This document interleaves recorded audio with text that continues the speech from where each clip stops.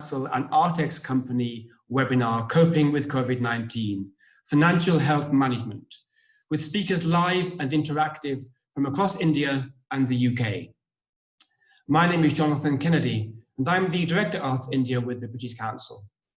Our Festival Connections events were originally conceived to run across metros in India, but with the onset of COVID-19, social distancing and lockdown, we pivoted the sessions to move them online in March and reached an astonishing 3,000 festivals, art managers and viewers worldwide, with astute questions coming in for festivals in India from, amongst many others, the Berlin International Film Festival. This festival's COVID-19 webinar is part of a monthly series as part of the British Council's Skilling and Capacity Development Programme with India and the UK, Festivals for the Future. It's a multi-year programme aimed primarily for emerging arts festivals and festival managers working alongside established festivals and arts leaders. As I'm sure you know, the British Council is the UK's international organisation for cultural relations and educational opportunities. And this is echoed in the ambitions for our festival programme, for creative expression, international exchange, and the enterprise economy. To date, we've developed a Festivals Academy, this webinar series, Festivals Programming, India-UK connections through culture grants, Festivals Digital, and creative economy research around arts and culture festivals. This session and those to come have been designed specifically to respond to the need of the hour, supporting the festivals and creative sector during and beyond COVID-19, with today's focus on financial health management.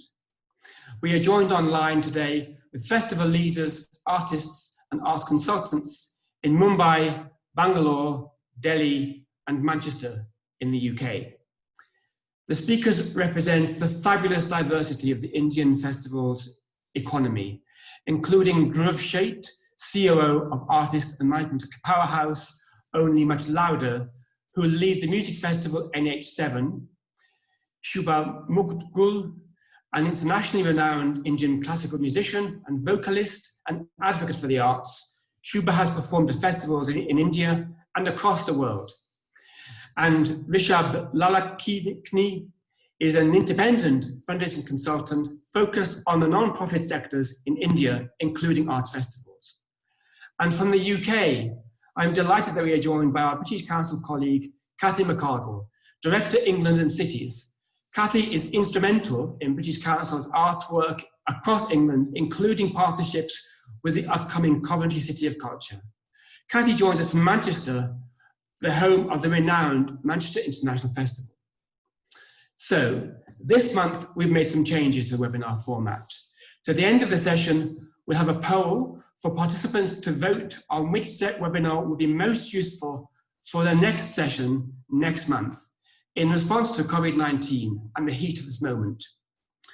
The second edition is a panel discussion that we'll end the webinar with.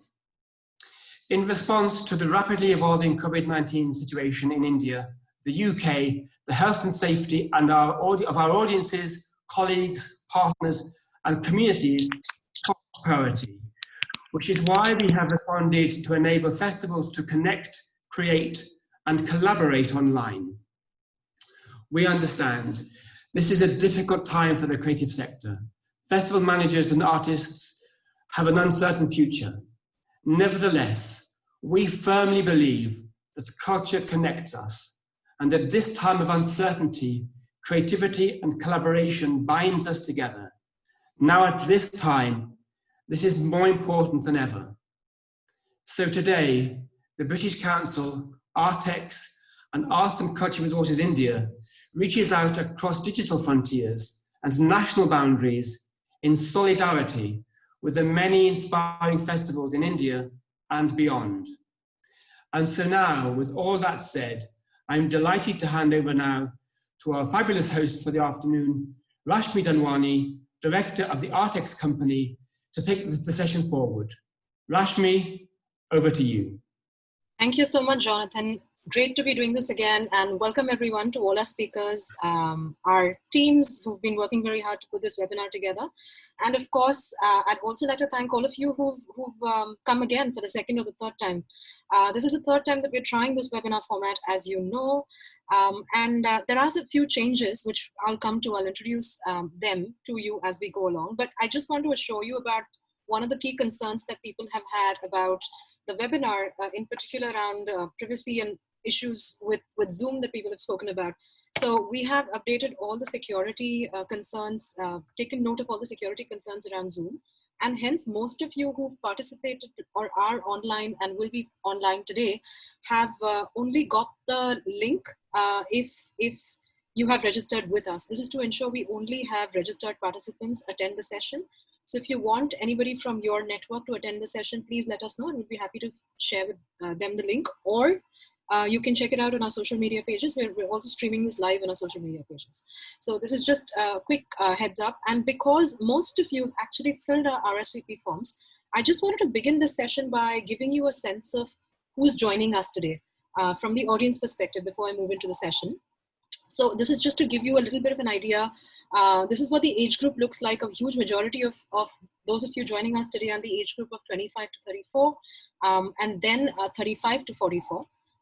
We have quite a bit of parity between the male and female genders, and of course there's a group that does not want to go down the gender categorization in categorizing themselves. We also looked at the amount of experience you have in the festival space, whether you have been working with the festival or have recently started working with a festival. So if you look at that, as you can see, a large majority is 0 to 5 years, which is about 62%. And the next major chunk is 6 to 10 years. So, Yadhu, is there a next slide or? Okay, so with that, just wanted to give you this context of who you are. And the reason why we wanted to bring this right up front is because we wanted to tell you that this information has been used to rethink the way we're going to be presenting this session. So all our speakers have had this information and they have tailored their sessions, keeping in mind who you are and what your needs are. Because one of the questions we'd asked you is, what are your needs? Which we've not brought it up here, but that is being taken into account while the sessions are being presented. So we're very aware of what your needs are and where you're coming from. So this is the background of why we asked you to fill that RSVP form. But I'd like to begin by telling you a little bit about this session and then dive straight into some of the key ground rules. So to begin with, we looked at what are the key concerns, as Jonathan has already mentioned, around our situation today, COVID-19. And we know that it's impacted the cultural festival sector substantially because of practically all events being either cancelled or postponed. So what does this mean for us? And we felt that one of the key areas we need to look at immediately is money, is finance. How do you tighten the belt? How do you look at sustainability in these times, in these uncertain times? So given this structure of our work, we first wanted to dive straight in looking at numbers. And then we wanted to look at, as we move week to week, as the situation is being unpacked, we wanted to also remind you and all of us as to who's important in this new journey, this new pathway that we are on. And the people who are important for us are our artists, our stakeholders, our employees, our funders, and the government. So we've looked at the speakers and what they're presenting, keeping these parameters in mind, and we'll unpack that as we go along. Some of the key questions that we're going to be addressing, actually our industry experts are going to be addressing, and I'll request the team to put some of these questions up, is how do we look at maintaining and managing financial health in these times? So what do the numbers look like? What are the best practices? What are the tips around something like this? So keep your pen and paper ready. There's a lot of notes to take. How can festivals work collectively with artists and freelancers to continue to showcase their art and cultural content? How can festivals and organizers look at alternative revenue models? Can we look at arts funders and our relationships with the arts funders and patrons in order to respond cohesively to COVID-19 and the impact of COVID-19 on all our work? And finally, what's the engagement with the state and the industry bodies in this regard, and how can we rethink advocacy in this context? So this is broadly where we are at in terms of the kind of questions that we'll be addressing through this session. I just want to lay down some ground rules just to give you a little bit of a context. We have 4 presentations today. Each presentation will range from 10 to 20 minutes. The first presentation is the longest because we're dealing with numbers, and numbers do scare quite a few of us who are in the arts. So we've left enough room to unpack what these numbers mean and how do we look at numbers in these times. And the following sessions are going to be 10 minutes. After each session, there will be a couple of question and answers that we'll be asking. I and Jonathan as moderators will be asking some questions. For the rest of you, you are seeing a Q&A box. Please use that box to ask the question that you have. And we will request our panelists and speakers to respond to some of those questions live, and some of those questions after they finish speaking directly to you on text. When you're asking a question that's generally to all our speakers, please say so. But if you're asking a question that's specific to one speaker, we would request you to mention their name. This is just so that we're able to ensure that you get the answer that you're seeking. Lastly, at various points, we'll be asking you to reply with a show of hands, and that's right in the middle. You can see that little icon there saying raise hand. So I or Jonathan again would be asking some questions to you just to get a sense of, we don't have you live, so we don't really, we're not able to see your expression and see what is it that's the question that's written on your face perhaps. So we will just sort of ask a couple of general questions, and we'll also have a couple of polls, one of which will be coming up shortly. These polls will help us understand, again, where are you in your thought process, in your situation, and what your needs are from our work going forward. So some of the polls will be about what topics do you want to, want us to talk around and get speakers around over the next few months. So please do share your thoughts with us as well. For those of you who are unable to join us on Zoom, you can watch us on our Facebook page. We're live on Facebook as we speak. And please use our hashtag festivals for the future, festival connections. We can track that. And if you have any other questions which you want to ask using any other social media platform, we will track them using those hashtags. So we will dive straight in to our first speaker. I'd like to invite Dhruv Sheth. He is the Chief Operating Officer of OML Entertainment. You will be seeing his bio come up on the chat window shortly.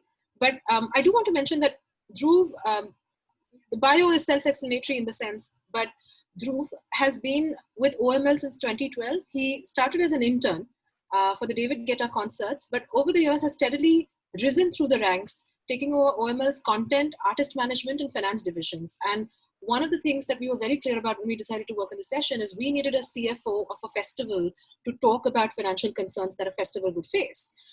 So Dhruv, for us, we were very, very excited and very happy to have Dhruv from OML join us, because that perspective that he would bring in, informed by his experience of growing the festival from a smaller festival to a much larger festival, would be invaluable in us thinking about where do we go from here. So with that, I'd like to hand it over to Dhruv. Over to you, Dhruv.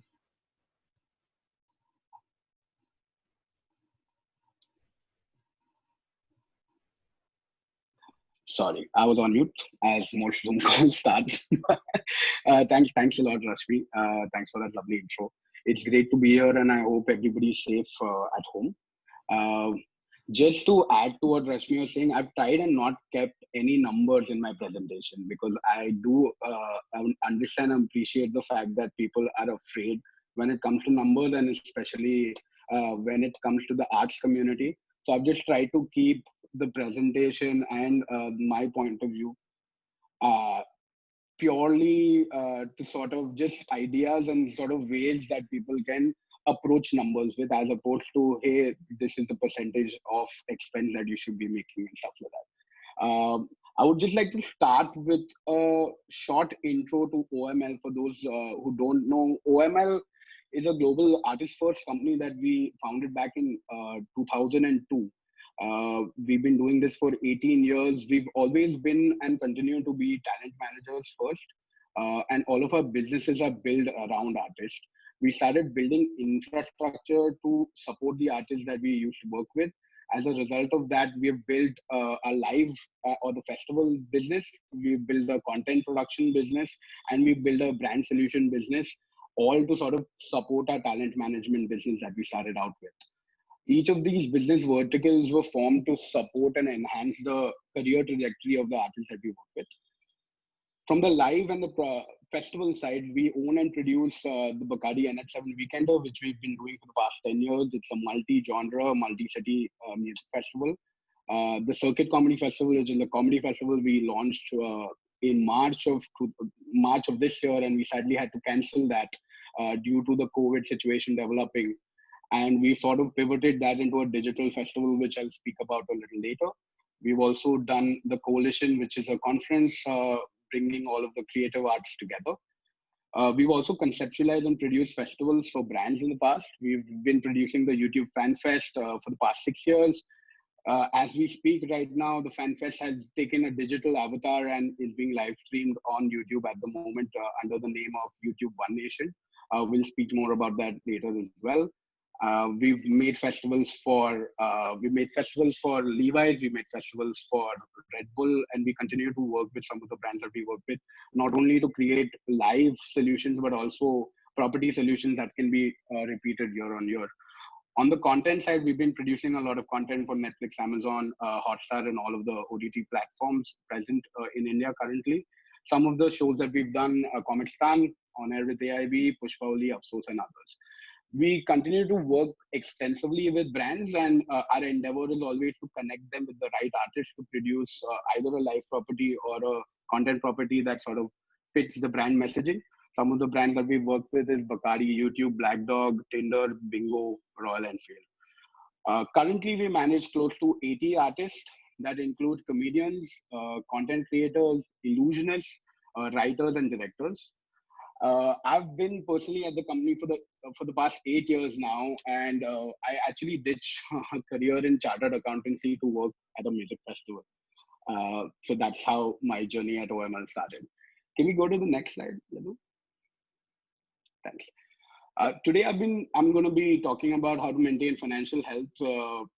And in general, it's not only for these times, and some of the tips that I would like to sort of share are tips useful to follow in general, whether you're in a situation like we are right now or not.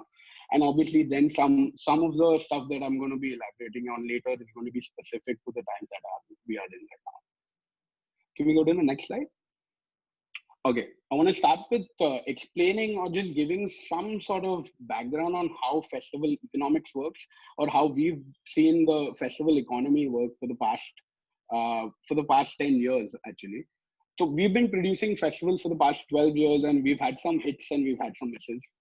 Any festival works like a normal business, so we need to look at it from that lens, right from the beginning. You need to start exiting bad businesses, and you need to quickly expand and explore good businesses aggressively. We've been able to do that with some of our properties. We've been late on doing that with some of our properties. But as a whole, I think it's very important to gauge a festival as a business right from the beginning, and then start from there. Any expansion for culture can sort of only happen when art sort of meets commerce, and the commerce aspect of it is the one that is always sort of ignored or kept as the last thing that you have to sort of look at. And usually, when you're looking at a festival from only an arts perspective, the commerce side gets ignored. And by the time you get to the commerce side of the thing, it's already too late for you to sort of turn back. So my general advice for everybody on this session would be not to be afraid of economics, not to be afraid of commerce. I think we use it pretty much every day that we live on this planet, and it shouldn't be the last thing that we look at when planning festivals. Any sort of business has expense and revenue streams that lead to a profit and loss statement that in part shows the health of the business. I would like to explain some of the broad heads that sort of come under the business of a festival, the key point to remember here is that you always plan a festival with a 3 edition or a 3-year time frame. You never plan a festival with the mentality that you're only going to do it once. Obviously, nobody wants to produce and spend energies and time and effort into producing a festival that is only going to last 1 edition or in 1 year. So you always start with a plan of producing 3 festivals either every year, or if there are smaller festivals that you are doing, then every edition, even if it's twice a year. But you start with a plan that is a 3-year plan, right? 3-year or a 3 edition plan. And that sort of becomes the blueprint that you sort of use and keep going back to while reiterating and reforming the festival plan that you started. Yeah. So there are,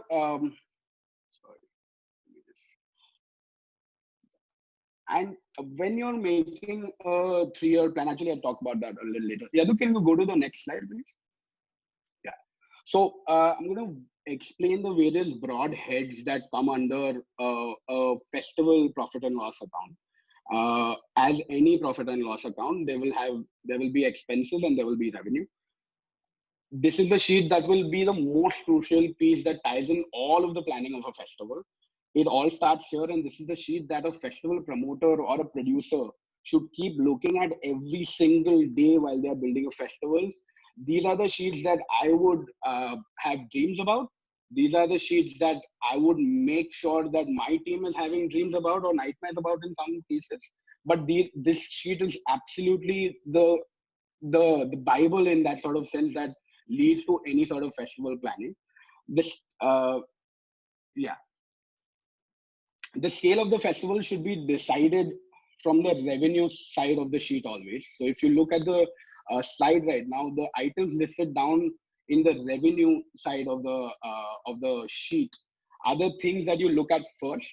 They are the items that will give you a sense of what scale of a festival you can afford to sort of produce. So you always start on the revenue side of anytime you're trying to build a festival, you always start on the revenue side. Standard revenue streams are ticket sales, sponsorships, grants, merchandising, and F&, food and beverages. Ticketing potential of the festival defines the other revenue streams, which means basically the number of people that you can attract to your festival will define or sort of influence the amount of sponsorship you'll be able to gather, the amount of merchandising sales that you'll be able to do, the amount of F&B sales that you'll be able to do over the course of the festival. So start estimating, the tip here is start estimating the ticketing potential of a festival while trying to plan it. So the first thing that you start with is revenue, and under revenue, the first thing that you start with is ticketing. Once you have that, then you have a solid sort of base to go and ask for sponsorship and estimate merch sales and F&B sales. When you come to the expense side, everything that you physically see at a festival, and it sort of helps if you close your eyes and just imagine everything that you notice while entering a festival, right from security to parking, to people helping you at parking, to the security guards frisking you, to the structures that are made from the point that you leave your car till the point that you reach inside the festival. Everything that you see physically at a festival is represented in the items that you see under the expense column right now. So the expense side of the P&L statement is important to make sure that the estimates on cost taken match the final requirement of the festival. I'll tell you what this sort of means. A lot of times a festival is planned, say, about 3 months in advance, maybe in some cases 6 months in advance. And the costs are taken in mind. If you go from the revenue side, then you'll try and start making costs that fit the revenue estimation that you've already made.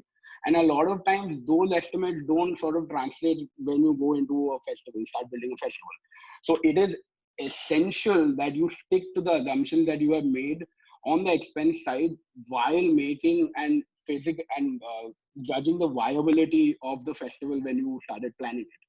Usually the planning of the costs are done at least a few months before the festival, and it might turn out to be wrong at the time of the final flow has been decided. So always stick to the assumptions that you have while making the cost and the P&L side. Okay, so I'm gonna quickly now move to tips that I have to maintain financial health in general. And this is not only for COVID type, this is good sort of advice to follow for not only a festival, but also a company. But I've sort of made some of the points specific to festivals for this seminar. Yadu, can we go to the next slide? So these are quick help tips that should remember to apply for better overall health of financial health of any festival. The first one is always start planning a festival from the revenue side. As I mentioned earlier, always start on the revenue side and estimate this for at least 3 editions. I cannot stress enough the importance of a 3 edition or a 3-year plan. The cost estimates should be made only on the basis of the potential revenue, and hence the scale of the festival can be estimated as a product of the cost that the festival can afford over the 3 editions. It's okay to make losses, and this is important, it's okay to make losses in the first edition, but it is only okay to make losses in the first edition if you can recover or you see recovery of those losses in the second edition. The third edition is when you start making profit. If I had to take a healthy, if I had to take an example of a healthy festival, then most certainly they will start making profits in the second year, or at least profits enough to match the losses that they made in the first year. And the third year onwards is when they'll start making profits. If in the first 2 years you've not made money, then you're not going to make money in the years to follow, unless there's a big sponsor backing you or a big grant that has activated for you that is sort of helping you bridge the gap. But again, to go back to the point of making a 3-year plan or a 3 edition plan, that is important so that you know in a 3-year horizon when will you start making money. And if you're not going to start making money on the 3rd year, then it's probably not a good idea to start the festival. Second point is that, and again, this I can't stress enough, and this comes from personal experience as well, always hire a resource that's only looking at the financials from the beginning. Now, the job of this person is only to look and maintain the profit and loss statement that we saw earlier. Their only job is to make sure that the assumptions made and the numbers logged into those sheets, and once they're finalized and every sort of party has agreed to it, to blatantly stick to those numbers. A lot of people shy away from the responsibility of actually maintaining and following the P&L sheet, and mostly it's because people think that they don't understand numbers, which is I don't think it's true. It is ideal to make one person responsible for the maintenance of the cost and revenue sheet. It should be their sole job to look at it.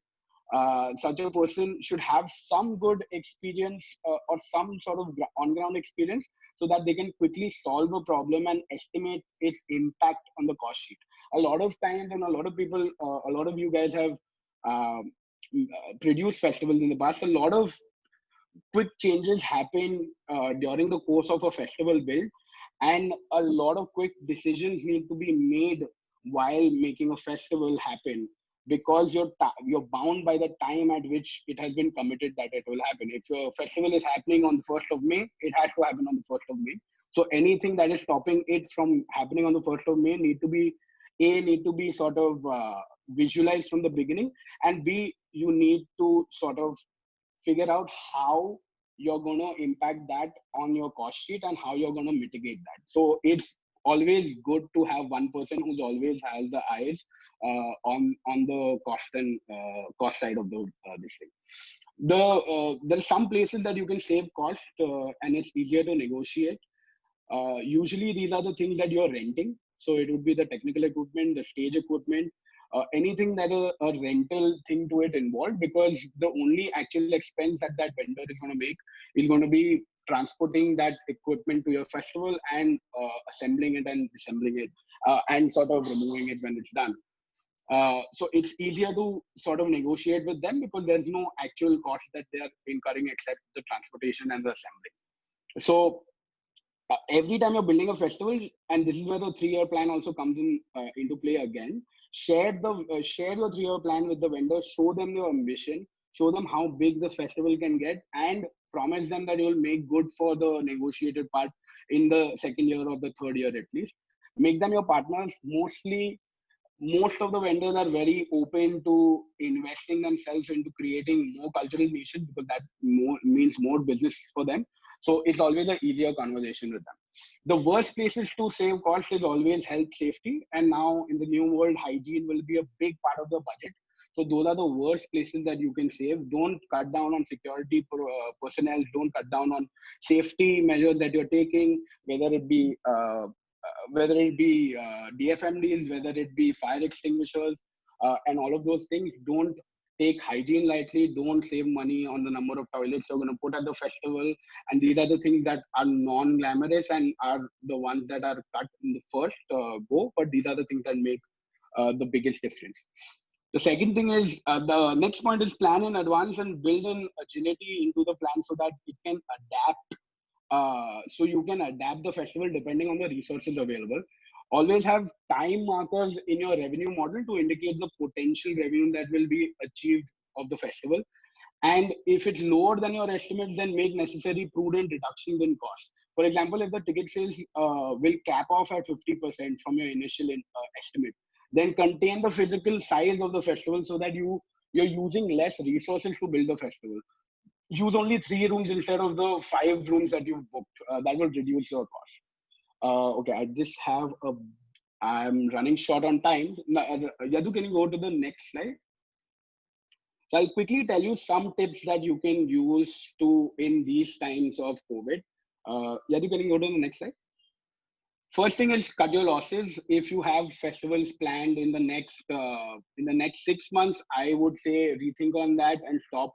If you paid advances, try and get them back or get them sort of rolled over to the time when we can physically do this. Plan for a worst case scenario and make a plan from there.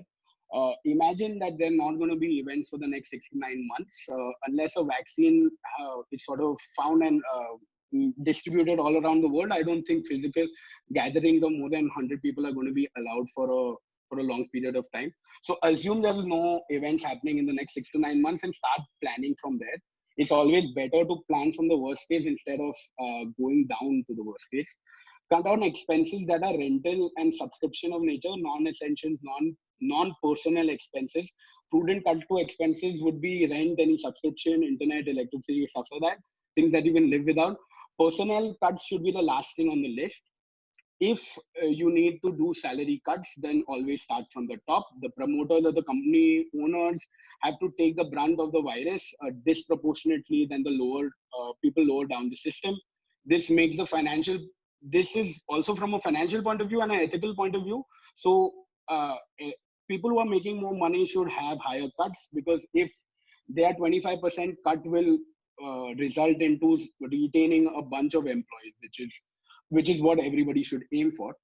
The last point here is you should always split the company into 2 groups. The job of one of the groups should always be to look at how you can survive at this point of time and what revenue models or what business models can be followed for survival at this point of time. And the other group should only focus on thriving, which is basically how do we sort of quickly move into the new world and how do we upskill ourselves right now and add to our resources right now so that once everything goes back to normal, the new normal, we can be up and running quickly. Can we go to the next slide? This is my last slide, Rashmi. I'll be done in like 2 minutes. This is the next slide. So the alternate revenue models right now for COVID, the first one is no surprises. It's go digital. Digital events or festivals are the way of the future. As I told you earlier, Circuit Comedy Festival was supposed to be a 3-day, 3-city comedy festival that we were planning in the second and the third week of March that we had to cancel due to COVID. We successfully converted that into a digital festival that happened last weekend over 5 days. It happened similarly on a Zoom call. What we've sort of noticed, and this is what I would encourage everybody to do, is that figure out the profit. And I'm not talking about the revenue, because you won't be able to raise the same amount of revenue, but figure out the profit that you used to make on every festival and aim for that as a revenue thing. So if your festival cost you 50 lakhs, but the profit that you made from it was 5 lakhs, then aim for making 5 lakhs of revenue on digital, right? So start there, because the expenses are not there. Any of those expenses listed above are not there. So it's easy to sort of maintain a lower number that you would like to achieve, which would be your ultimate profit, and go from there. Revenue. So one is go digital. Try and be more frequent with the amount of stuff that you're doing. So keep the property, keep the IP that you build alive, not by creating one massive festival, which is what we end up doing, but instead of that, being frequent enough, start building in habits for people, start building in space for yourself in the daily lives of people. So a lot of what we did on circuit was, instead of us doing for about 100 shows that we are doing over a period of 3 days, we did about 40 shows in a period of 5 days. So we spread it out, and now we're going to do it on a weekly basis. So be frequent and try and sort of earn back the revenue, the profit part of your festival over a period of a month, instead of doing it over a period of a weekend. Rethink of festival formats, test every format. Everybody's on the same plane right now. Everybody in the world is consuming content through Zoom calls or through Hangouts or through the internet. So there are enough and many formats that one can sort of test to fit into the festival that they would like to build. So do that. Become more frequent with programming. If the festival was biannual, try and do it monthly. Trust your audience. And the last point that I would say would always trust your audience. Trust the cultural niche that you've created. The audience will find you. Everybody's online. Everybody has time on their hands. Theoretically, you have the entire world that could sort of tune in to consume your festival, or tune in to consume your digital festival. So trust the audience and start putting out smaller doses of the festival, and you will find your audience. This is the time when promoters and artists have to come together as partners to make new revenue models. So don't assume any sort of cost that you've heard from an artist. Don't assume any sort of cost that you've heard from a promoter. It's all about a conversation. Thankfully, you are not going through this alone. Everybody's on the same boat, and everybody, including artists, are open to newer ways of working with promoters and festivals to make sure that new revenue models are created. So don't be afraid to ask. Just go and try and have conversations with artists and make them your partners. That's the best way to sort of move forward. That's it. That's the end of my presentation. Thank you. I went on a bit longer. No, that's fine, Dhruv. I think this was really valuable. I mean, I honestly feel personally a lot better. It gives me some sort of a pathway to think about how do you look at money today, right? How do you look at maybe not numbers in a physical sense, but a metaphorical sense, and how do you use that? So at this point, I just want to bring in the audience and just ask everyone to raise their hands. I mean, I personally feel what you've just shared, Dhruv, has given me a little bit of confidence to and given me a little bit of clarity to figure out how to look at financial health right now. And I want to ask the audience, please raise your hands and let us know if you feel that this has given you a little more clarity, this presentation. It'll just give us a sense of what kind of questions to ask and cover. So please raise your hands. And while you do that, Dhruv, my first question to you, and this is partly also coming from an audience question, it ties in really well, is you're talking about a festival in abstraction, perhaps also emerging from your experience with NH7, but there are festivals of various scales. There is a small scale festival, and there is a larger scale festival and a mid scale festival. How would you describe the ideal or the key principles to look at depending on your scale when it comes to dealing with this crisis? And this is partly in response. An example is Pranoti from the audience, Chirmule, has said, what about college fests? 3-year plans is not for us per se, but we do it almost annually. So I thought it was a great example of talking about this question. So if you could give that, would be great. Sure. So college festival, I mean, to be honest, everybody is sort of figuring out what the new world will sort of be. But with college festivals also, I think I heard some college festivals happening online for their students as we speak. I am participating in a festival that Micah is doing next week, actually. And it will take the turn of being more sort of educational, informational than entertainment.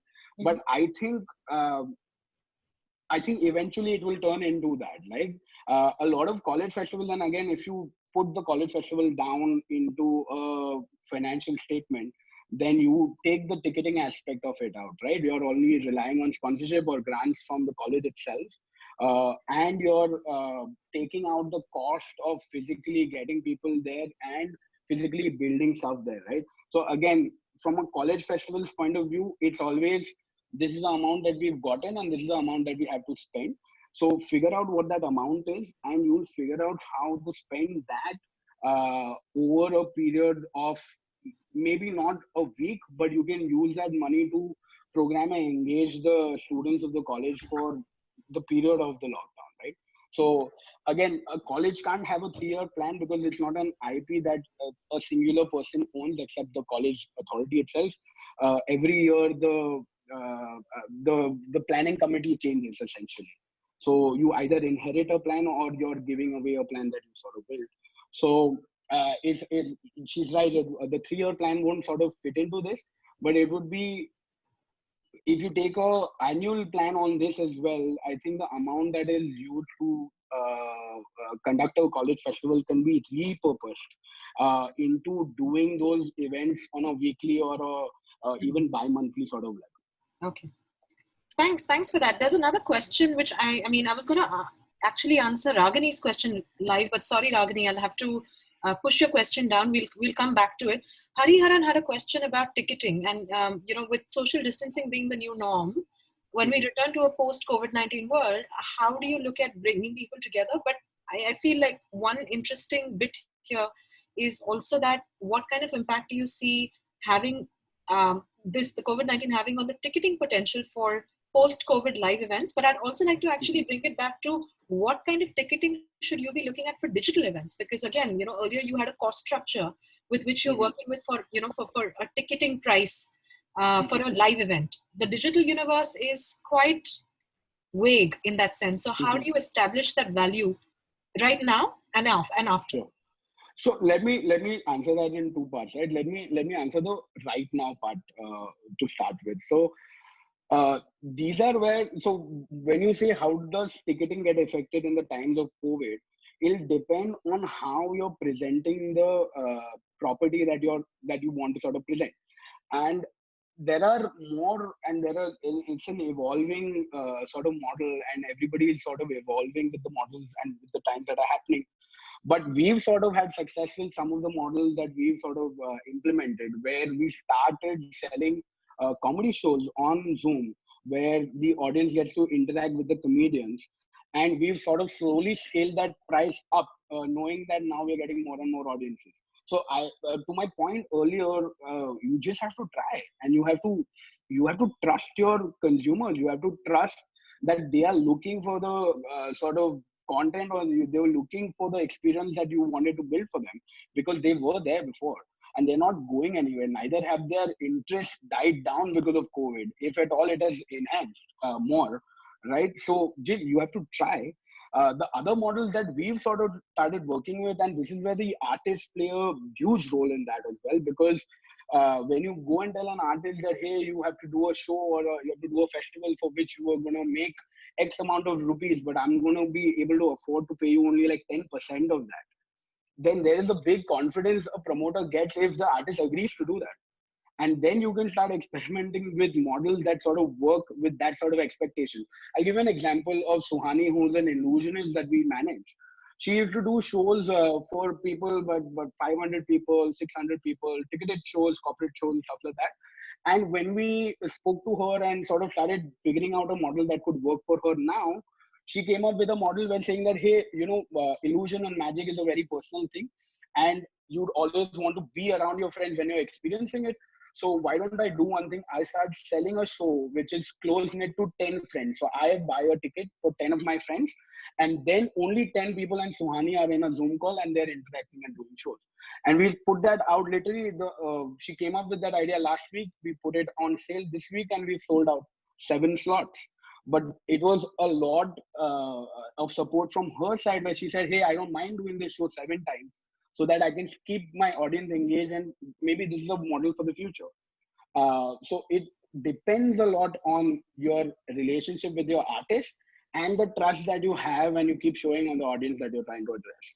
The second part of the question, which is what will happen post-COVID, I mean, it's anybody's guess, to be honest, because till the time, in my opinion, till the time the vaccine is sort of invented and then distributed across the world, I don't think large gatherings will be allowed. And Live Nation, which is the biggest promoter of live events across the world, has sort of come out on record saying that, hey, we are prepared for a 18-month lockdown. And that is a big sort of indication, because their festivals and their properties sort of attract upwards of 50,000 people at a single point of time. So I would imagine it would take a while before physical festivals start happening. And that is the reason why building these models right now would make more sense. Even building an interactivity with the people that you're talking with, working with platforms to make products that will work in the times of COVID and post that. My estimate is even if physically we're out of a lockdown, gatherings will be prohibited at least for another 6 to 7 months. So people will still have to consume content at home or have to consume entertainment at home. And hence, if you have to look 3 months down the line, then what are the models that you can look at, right? Okay. So can you do a live show where everything is being recorded and live streamed to people? So it's not the way we are doing it right now, where we're talking through our phones, but it's actually being shot and being broadcasted where people are getting to interact with it. Those might be the future of live shows. How do we get people to attend together, which is a big part of you attending any festival? It's the experience of meeting new people. It's the experience of doing. How do you start aping those experiences into the content in digital form? That will be the things that would be exciting to sort of look at. Yeah. Thank you so much, Dhruv. I can see that there are tons of open questions, quite a few directed to you. So we request you to please take a look at them and see whatever you can answer. Thanks so much for that. And one of the key takeaways that I have from there, which I'm going to be using to dive into the next session, is trust your audience. And I think what's very important here is to also talk about trust your artists and their communities. So the word community and the artist here is what I'm taking to then dive into our next session with Shubha Mudgal. Here, like I mentioned, we want to, as cultural festivals are evolving, it's also how much are you listening to the artists and how much are you working with the artists to rethink, restructure, remodel your festival. And we're very, very excited to have Shubhaji with us, not just because of her, what she is as an amazing musician, but also of the varied roles that she plays as over the years as a festival director, as a curator, as an advisor on music education projects, also an artists' rights activist, and more recently as a fundraiser. Shubhaji had initiated, along with a few others, a campaign called ADA, ADAA, which was aimed to raising funds for artists, not in the main cities, not in the main metros, but artists and arts organizations working in smaller parts of the country and doing a lot of work on the field, community work across genres. And they managed to raise about 35 lakhs much before the deadline. So thank you again, Shubhaji, for accepting our invitation and for just such incredible work that you keep doing. And we'd love to hear from you on your perspective on, as festivals think about financial health and about this move in this direction of how do you look at new cultural content and new cultural festivals, what are the needs of the artists and how should they engage with the artists and how should artists engage with cultural festivals to together move on to this pathway? So over to you. Thank you so much, Rashmi, for inviting me for this. It's been an absolute eye-opener for me. I can see why OML is such a big name in the world of festivals and events in India. I, of course, hadn't had the chance to interact with Dhruv like this, but I can see that with somebody like him heading an organization and with the planning that he puts in, I think it's, I can see why it's such a huge success. And I think there's much to learn from interactions like these for artists like me as well. I've been, this question of what we need to do to sort of secure a future for ourselves as artists. The one thing that I know I can sort of say with absolute guarantee is that for an artist, the option of not making art doesn't exist. So of course, whether it's going to be very difficult times, whether they're going to be, it's going to be a struggle to earn revenue, I think the idea that artists will continue to make their art must remain sort of constant, even in these very difficult and challenging times. Having said that, I think one of the things that Dhruv mentioned was that we all have to go digital, and we are going digital. And we will need to do that for a long time in the future, at least till we have some hope of seeing a vaccine which is available to everybody. But this space itself, I think, needs to be looked at very carefully by artists, and particularly artists who are not situated in urban areas and who are doing music or other arts which don't fall into the mainstream. The mainstream very often has had the opportunity to really fall back on a lot of resources. But in India, the diversity of the arts and the various positions in which artists are, both in terms of their geographical location, as well as in terms of the kind of music that they make or the kind of art that they make, is hugely diverse. And I'm afraid at the moment, the online platform does not offer answers for all of these artists. It does not offer simple solutions for all of these artists. I can, of course, only speak about and comment about those forms of music that I have been closely associated with, and that has been North Indian classical music, and to some extent popular music. And I would have to say that the online platform really till now was used almost like an add-on for which really no formal preparation was made. So whether it was, audiences who were recording our concerts and live streaming them to family and friends and other music lovers without any, there's no question of any permission in such a situation. But I think the informality of the online platform is also something that perhaps we need to understand, and we need to perhaps find ways in which the different art forms of India can be presented on online platforms, preserving their particular context, preserving their particular requirement for, let's say, audio equipment, lights, etc. And also, we have to grapple with many things that artists in the past have grappled with. For example, duration. Artists have always been very adaptive and have come up with strategies to really engage with changing times, changing trends, changing technological formats. So if you look back in the early 20th century, when recording technology came into India, most artists who were performing classical music were used to performing a single rag for as much as maybe an hour and a half or 2 hours. A mehfil or a jalsa or a bethak, which was like a chamber concert, could go on throughout the night. Now here comes a recording technology which only allowed you to record a 3-minute kind of compressed capsule of your work.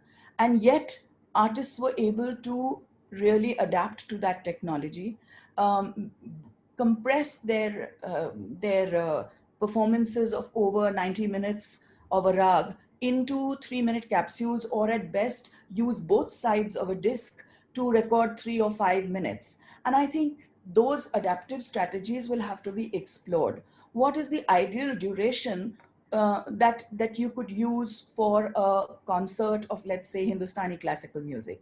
Different people come up with different ideas. A lot of people say it's too long to hold an online audience in your thrall for over 60 minutes. You could also have really technical problems, like there's not enough bandwidth on the connection that you're using. Also, the kind of sounds that we use. For example, I've noticed if you have a smaller ensemble, my experience is that a small ensemble which doesn't have very heavy sounds will sound much better on an online platform, rather than, let's say, huge drums, or rather than even my tanpura, for example, creates a problem. using a tanpura for an online live streaming situation very often results in a very unsatisfactory oral experience for me. It either sounds like a swarm of thousands of mosquitoes, just sort of zinging in the background, or then it sort of overtakes all other sound. So I think really we're in a state where artists and hopefully event organizers will use this opportunity to look at the diversity of Indian music. Currently, the problem with most festivals has been that either they are festivals of classical music, and so they will feature only classical music. They will either be, festivals of popular music, and they might bring in a few artists who don't belong to that genre. But that is done more as a way of introducing novelty rather than as regular part of their programming. I think it's very, very important for artists to be open to the idea of changing presentation formats, keeping in mind the audio visual nature of the online platform. What other visual can we use? Can we bring in, I mean, today in this webinar, you're using slides to show various things. You're using a question answer format. What can we bring in to our presentations without actually really destroying the quality of the music or sort of deviating hugely from the context in which they were made, maintaining that basic context in which they were performed, and yet making them relevant for today. The other issue that I want to talk about is that so far, whenever people were streaming our concerts live, there was no question of anybody asking us for any permission. It was just an add-on. So we performed a gig, and very often we would find that it was live streamed. Nobody had asked us. And later people would say, hey, I saw you, on that live stream. Very often the stream itself would be available on Facebook pages, etc. What happens now? Because this is, in a sense, you're actually performing online, but it's also staying there as part of your work. Do you want that work to be seen later on? If you're talking of models where only, let's say, the wonderful model that Dhruv talked about of having 10 people pay for a performance, just those 10 will be privy to that performance. Then what happens if it's available for viewing or downloading for anybody else? Are we going to have contracts for online concerts and events? What are those contracts going to look like? In any case, I must mention here that there are countless artists in India, Rashmi, who do not have an entire team of people, let's say a legal team, a PR person, a marketing manager handling their portfolios. What was going to happen to the artist who perhaps was performing every day at a local shrine? That artist is a professional artist. That's all they do. They earn their livelihood from being attached to a particular shrine and from offerings that are made by devotees who come to worship there. What is going to happen to them? It's not going to be soon before shrines open, and where again the music starts again and people make those offerings. How are we going to make place for them? And I think that perhaps for these reasons, it is absolutely necessary that the online digital virtual space becomes very, very important. And perhaps we need to think of ways of both live streaming, having recorded material which is then streamed, and also perhaps looking at field recordings done by people who go to the homes of certain performers who would like to perform only in a certain space. And I think that really has a certain charm to it.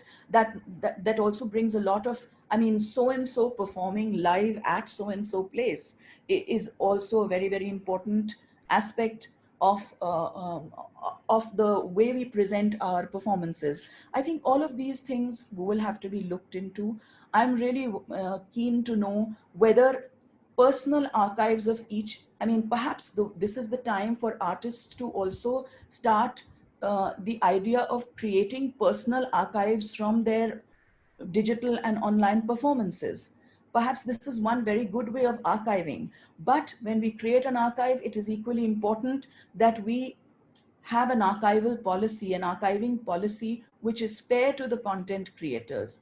Currently, most archives do not have this archiving policy. I've run into immense number of situations where I suddenly find a 2-camera, 3-camera, even 4-camera setup recording me, and I find out about this only when I am on stage and the cameras suddenly are switched on. And when I ask what is happening, I'm told, this is just for the archive, you know. But what archive? What are they going to do with it? Is the archive going to be monetized? Is it not going to be monetized? There are other artists with me whom I don't represent. And so how can I take a call at that point when I am on the stage that, you know, I'm going to give away the rights for any archive that wishes to use this? I need to have that consent from all the artists as well. So I think these are really tricky situations for which, really speaking, I don't think I would have an immediate answer. But I think they would have to be really sort of discussed, debated, argued upon, and perhaps solutions reached in collaboration with event organizers. It's equally important that we realize that this is a changed world that that we are looking at.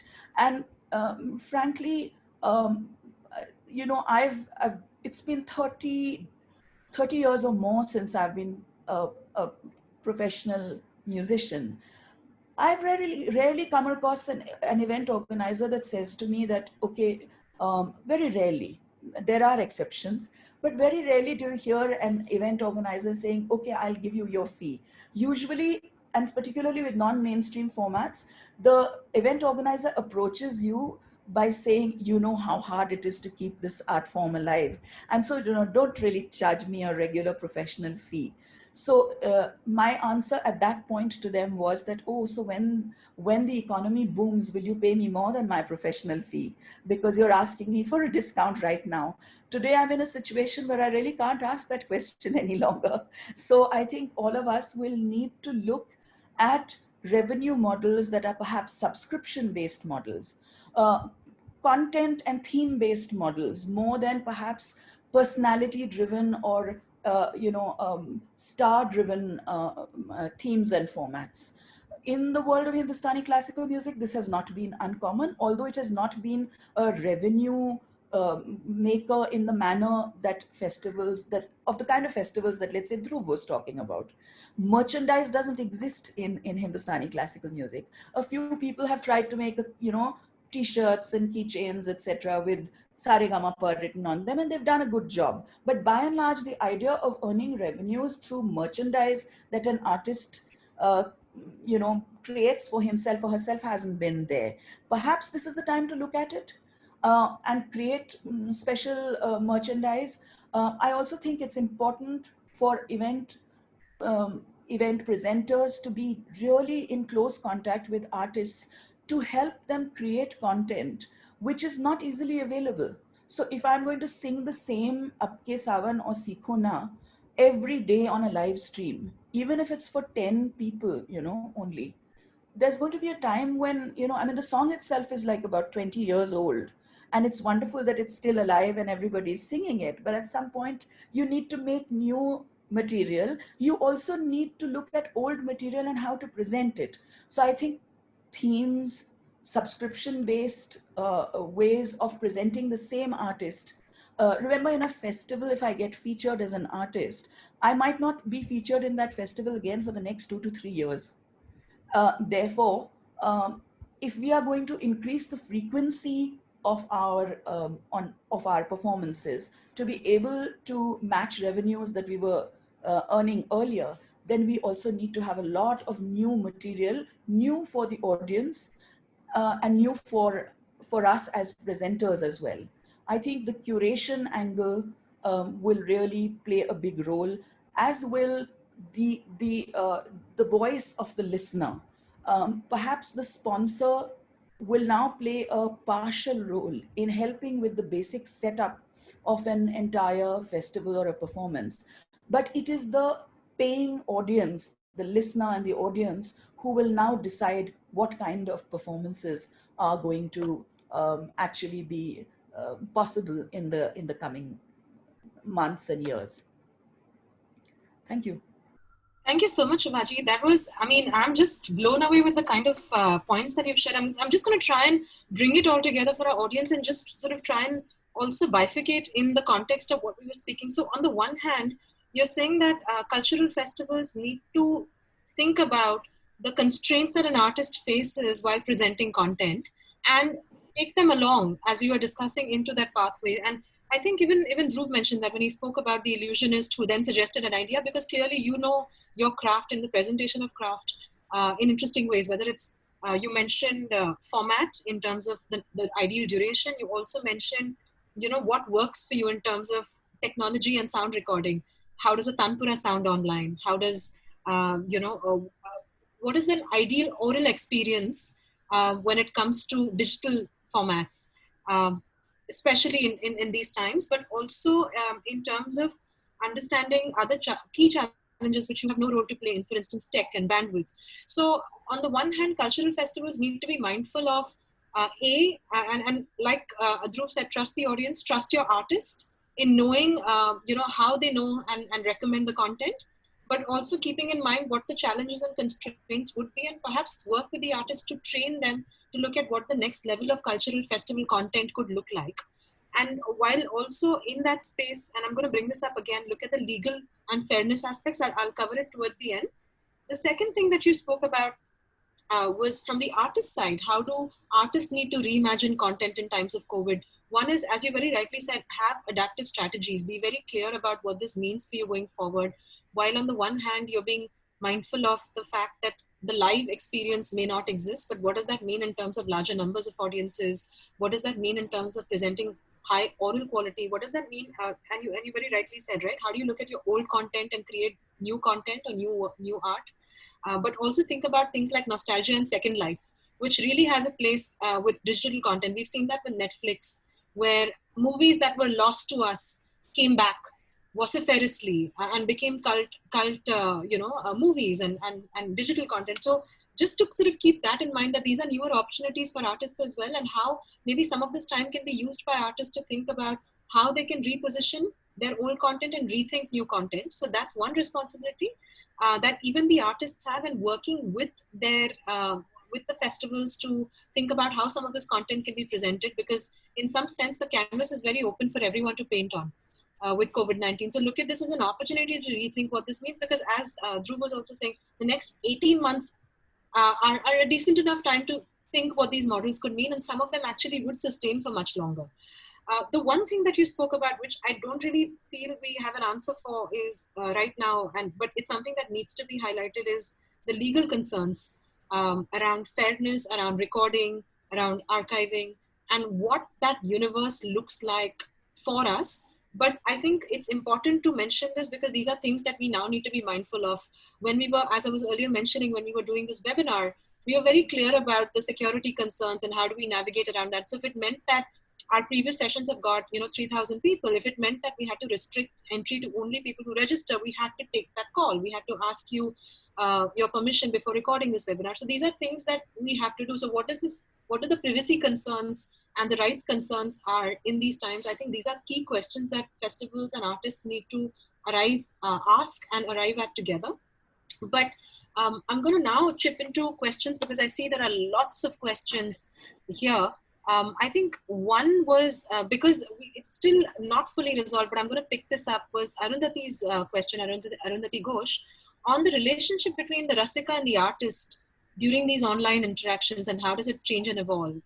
And your thoughts on how could that be enriched? Because that's going to continue to be a key concern, the experiential aspect of listening to an artist live and the relationship. So if you have any thoughts on that.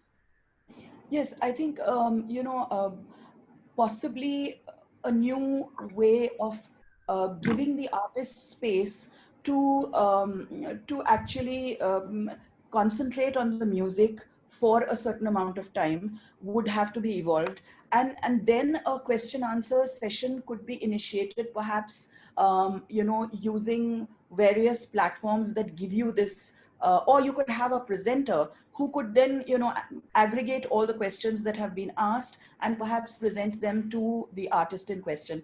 I think, for arts like Hindustani classical music, which really flourished in a smaller format, which were really meant for a kind of a chamber listening.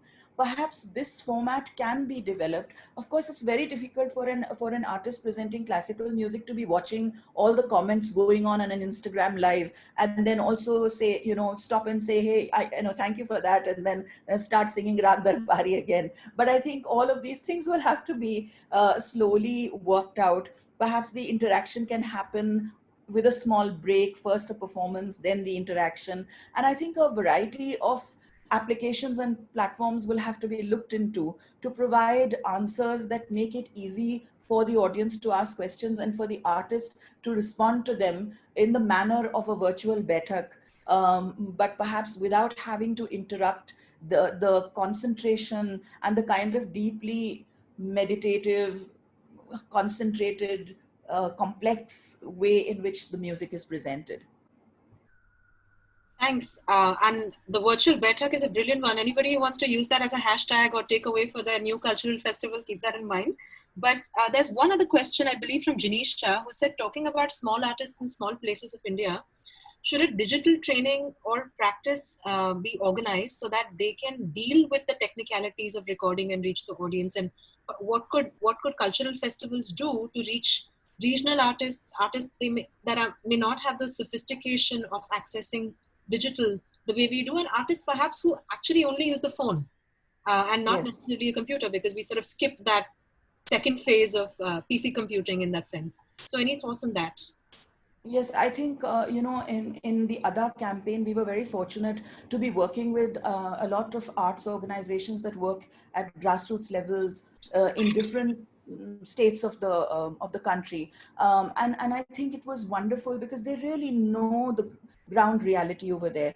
Perhaps a festival and event presenters could perhaps work in tandem with organizations that work in various parts of the country to create this kind of awareness, and also perhaps with big companies that produce audio equipment and various other equipment that would be required. I mean, I've lived in a city for all my life. I use a computer and an iPad and an iPhone, but there's so many things I'm learning from my students because they are more handy with live streaming, etc.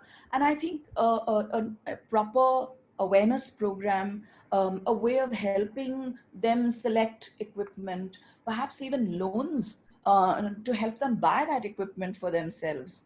That would be really a wonderful thing to do. And one more thing that I'd like to mention, that, we talked about this, this kind of conversation between artists and event organizers. How do we communicate? Do we write an email to them? Do we send a WhatsApp message to them? And then do we wait for a stony silence? Because that happens very often. If you send an appeal suddenly that you're in trouble, that you think you need help, to even any of the arts organizations in the government, I'm not sure if you're going to get even an autoresponder to tell you that it's reached. So I think the setting up of this communication and this kind of space, creating of a space where you are able to talk to each other. I know that IFA, in fact, Arundhati has done a wonderful job of creating this listening post where IFA invites artists and also a lot of arts practitioners, cultural practitioners, to come forward and talk about what they feel is the way forward. What are their fears? What would they like seeing an arts organization do? I think setting up means of communication is very important. And I think every arts organization, particularly those in the government, need to set up a system like this, where all queries are actually put on record and the responses that were sent to them are put on record. Because otherwise, I think we will be facing a situation where we won't even know if some of the greatest exponents of our arts are actually healthy or not. I mean, arts organizations do provide health insurance, but how will you know whether the artist needs it if you don't have anyone answering your phone, anyone answering your emails? So I think the need to communicate with each other and the methods of communicating where you do receive a response from the person you're corresponding with is a very, very immediate need of the hour. Thank you so much, Shivaji. I'm putting a pin on that, and I'm going to come back to the communication bit. I see that there are several more questions for you. So I think I'll have one of the team members connect with you and see how we can get some of them answered. So thank you. I'd like to bring in Jonathan at this point. Jonathan, we've had two wonderful presentations. Any core themes that you'd like to bring in at this stage that we could perhaps delve into deeper during our panel discussion towards the end? Absolutely. I mean, we've had two extremely insightful presentations already, and thanks to both for those. If I was to kind of summarize both, I think there are three kind of ways of looking at what the current moment presents to us. One is, how do you survive, and how do you deal with stability in that survival in terms of your cash management? How do you adapt your business model to sustain over the next 6 months to a year and maybe beyond that? And how useful, how contentious is digital in that sphere? And then whilst you're looking to survive and sustain and retain some sense of your integrity around your festival, how do you also then look to the future? And what does the future look like when it comes to monetizing performance and contracts when everything has gone online? And where perhaps we're used to using online as part of marketing for digital, of interaction with an audience, or your audience providing the content and the recording. But how do you protect the artist's rights, either by their own work that they create as an archive, or with the organizations that they work for? So I think there are challenges and there are benefits, and how we adapt to the current situation and look to ensure and protect artists' rights and income is really key. I think those are my takeaways from the first two sessions so far. Back to you, Rashmi. Thank you so much, Jonathan. That's really helpful. And from that, just to bring it directly into Rishabh's presentation, Rishabh Lalani, we have our next speaker. Rishabh, I thought Shivaji covered some really fantastic points in how the relationships between festivals and artists, but also festivals, artists, and audiences. And she spoke about communication. And I remember when we were talking about our session about relationship between the funder and the cultural festival, we spoke about communication quite comprehensively, and why and what shape it should take, and how the importance of it. So just directly diving into Rishabh, we're hoping to hear from you on how do we look at arts fundraising, relationship with the funders, and how should funders look at the arts and cultural festivals in times of COVID-19? So COVID-19 is an inflection point in the history of the world as we know it.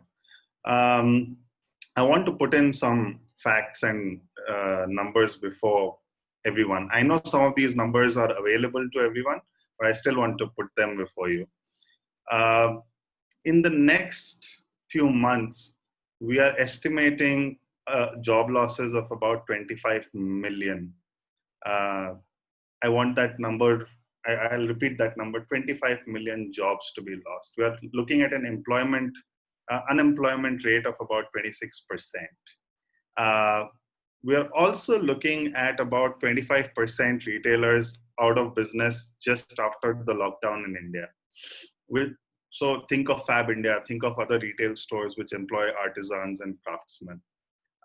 And we are also looking at anywhere between 8 million to 35 million people in poverty. So we're looking at a point in time in society where really everything is stretched. The whole idea that these numbers are quite real. They're not exaggerated at all. And in this situation, when people are sitting in the lockdown and when people are, thinking and ruminating, there's a large mass of people who are struggling. And funders are presented with a situation that's unprecedented.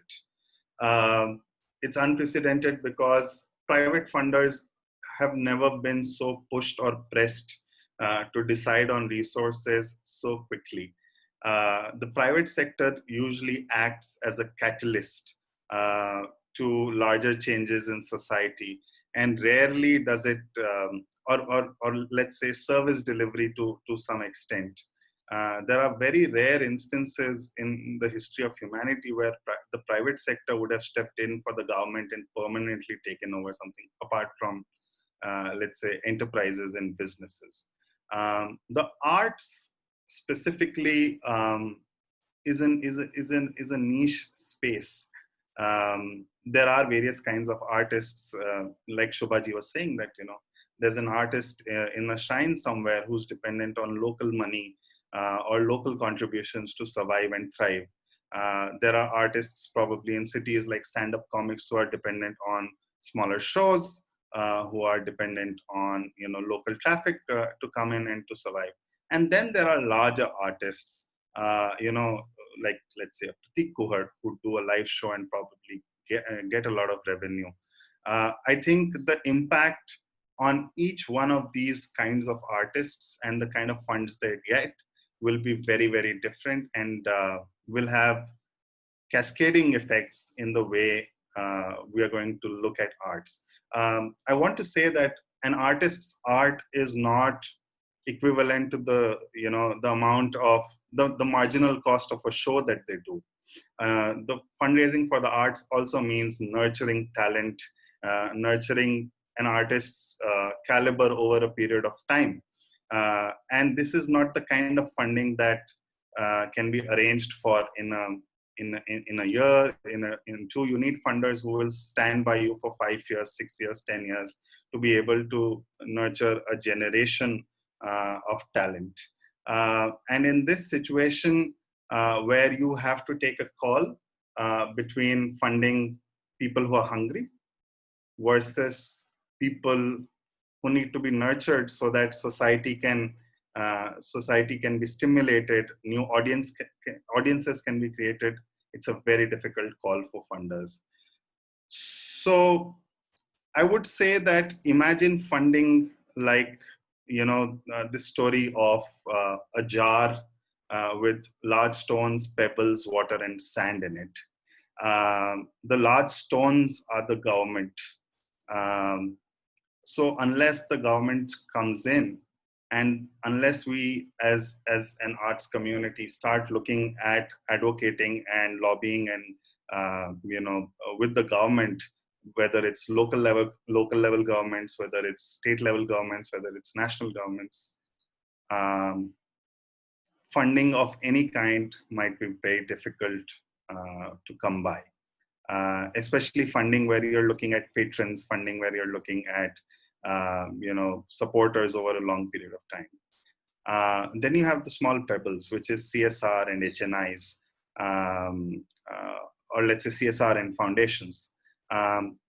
Now, given that a large amount of CSR funding, both that is left over from last year and whatever existed this year, has gone to mostly central funds, which is PM CARES, or immediate humanitarian causes, there's very little left for the arts. But we need some of these smaller funders to be able to support some causes. I know that there is an artist relief fund in the US which has contributed about $10 million, but there's no such equivalent in India. So is it possible for arts groups, for institutions to come together and look at an art relief fund together? And then you have the sand in the jar. And the sand in the jar is essentially, HNIs or ultra high net worth individuals who can support immediate needs, but may not be able to reach far and wide. And can we get them to look at, again, immediate needs of artists, immediate needs of institutions, and see through this period. Finally, we have the water, which is the individual donor. So memberships or crowdfunding that Ada has done, or crowdfunding that TM Krishna has done, which can get the common public behind you. Now, this is also an opportunity to shape the narrative of the arts in front of the general public. Because it's possibly the only time that arts and emergency is being spoken about together. Usually, you'd see art, crowdfunding initiatives along with, let's say, someone's health situation or someone's education situation. But here, you're equating arts and artists of all kinds in troubled situations, without performances, without events, and it's a clear opportunity to shape the narrative of the arts, how important it is, how there's this whole thing going around on the internet that without books, without art, without paintings, without craft, how would we be spending time in our houses? And that's the reason why we should be supporting the arts. So I feel that kind of communication needs to go out. One of the biggest challenges that I feel is that a lot of calls for distress are going out to funders. And while funders will respond to it, if you look at the private sector is actually asking how I'm doing. For example, my credit card will send me an email saying, hey, listen, you can't access the newspapers, so here's the newspaper for you. Or my insurance provider is sending me a message saying that, how are you doing? I hope you're keeping well. Here's a bunch of insurance plans that you can look at. But what is let's say, the arts sector, or what's the civil society doing to get in touch with donors, get in touch with potential prospects? Are we asking people how they're doing? Are we asking people what we can do for them? I think that's an important narrative that needs to be built to engage with donors. Distress calls can get you some funding, but it will only help you survive in the short term, not even in the medium term. And with funders, one of the things that I've experienced is that if as an organization or if as a group, there's been concerted efforts to court donors and patrons over the last 2-3 years, is when you can reach out for distress funding. If donors have not been courted, if they've not been engaged in the last 2-3 years, it's going to be hard in the current environment. Some of the funders have responded quite positively on their own. For example, Ford Foundation, Rockefeller Foundation have written to organizations that they've supported, saying that they will convert all their money into general operating expenses. What that means is that even if the grants were made for specific things and specific allocations, they are now saying that you can spend it on areas of priority, which is something that we can also communicate to organizations and individual donors, saying that we have priority areas, so we can't say that we'll be performing or we'll be doing a particular show, but we'll be using your money to ensure that we stay alive and that we don't die. There are also creative ways that are taking place. A lot of artists have enmeshed themselves into what I call function. So if, let's say, there is a form like dance or music, can it be embedded into functions like social issues? Chamar Foundation, based out of Dharavi, is running a campaign where it's saying that the Chamar community in Dharavi survives and thrives on leather goods and leather materials, and it's encouraging people to buy from them. Honey makers based out of the forests of Kerala are asking for advance payments so that they can send the produce later. Anand Mahindra bought a bunch of banana leaves from producers and replaced it with plates. So can craftspeople, artisans offer their services in partnerships with NGOs to perform, can offer their products to be sold in partnership to, let's say, larger corporates. And these are some innovative ways in which we can look at the times ahead. But the most important thing, I feel, is to engage. Don't reach out only when you're in distress, but keep asking and keep communicating. Keep it two-way. If you're doing live sessions, if you're singing, if you're performing, invite the people who've supported you, who you've lost touch with. Try finding ways in which you can embed and enmesh. Only these methods, I feel, can help us see through this very difficult time. An ideal world would have meant that we would have gone out to donors and asked for general operating grants. But right now it seems very, very hard. And the only way to sort of survive right now seems to be to embed ourselves. So yeah, that's my take on fundraising for the arts. Thank you so much, Rishabh. I think there's again, like the previous 3 sessions, it's building very beautifully on how do we look at this relationship with the funder, not just as in the context of distress, even though we might be in a very tough situation as artists and cultural festivals, but also to think about what their needs are and what their priorities might be in this larger, obviously very horrific context that we're in terms of the numbers that you spoke about. Much of which is not, we're still dealing with a crisis. We're not looking at the bigger numbers anymore. So thank you for sharing that. I just want to pick up one point in this, because I feel like that would play a hugely important role and cut across some of these conversations that you're talking about, is the opportunity to shape the narrative of the arts, is how arts is important for all of us right now. As we are dealing with the crisis, arts is one of the things that's allowing us to deal with the crisis as important as food and other things are at this stage. So looking at art as a basic need and art for itself. And the other aspect that you spoke about is art being embedded and art being a critical function of society, and using the arts, how can we speak of, for instance, safety around COVID-19, which is what is also happening. It appears that a lot of grants are now being repurposed for COVID-19 and the role that artists and cultural festivals can play in that conversation. So I would just like you to, perhaps just share a couple of more thoughts around this before we move on to the next speakers about, what is this new narrative that could emerge for us, A, which is both empowering, and B, which is serving the needs. So one of the things that most people engaged in their own art form don't realize is that they're also shaping society around. And very often, I've rarely seen, both in civil society and in the arts, that you're taking credit for what you're doing.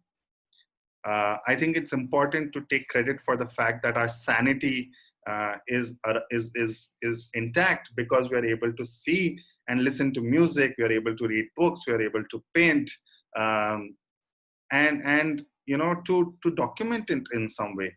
I haven't seen a single article come out which says that that arts is central, apart from a couple of lines on the internet or a meme on the internet.